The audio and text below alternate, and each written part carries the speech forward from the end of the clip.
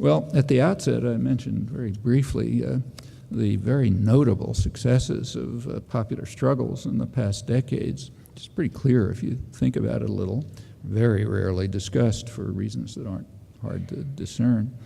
Both recent history and public attitudes suggest some pretty straightforward and quite conservative strategies for short-term activism on the part of those who don't want to wait for China to save us from ultimate doom. We do enjoy great privilege and freedom, in fact, uniquely so by comparative and historical standards.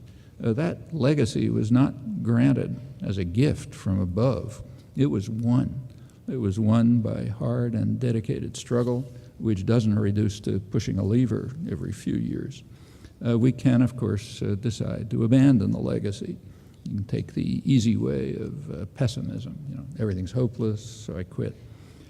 Or we can make use of that legacy and work to create, in part to recreate, the basis for a functioning democratic culture in which the public plays some role in determining policies, and not only in the political arena, from which it's largely excluded, but in the crucial economic arena from which it is excluded in principle.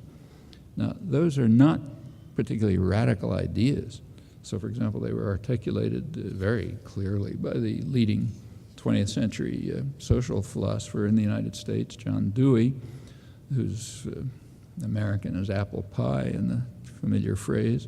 He pointed out that until what he called industrial feudalism is replaced by industrial democracy, politics will remain the shadow cast by business over society.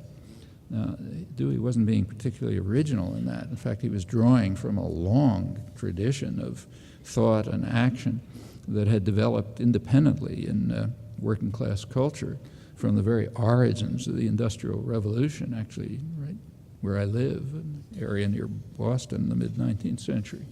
Those ideas were remain just below the surface, and they can become a living part of our societies and our cultures and our institutions.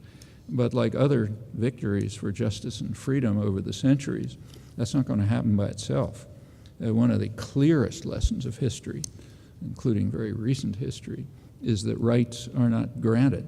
They are won, and the rest of it's up to us.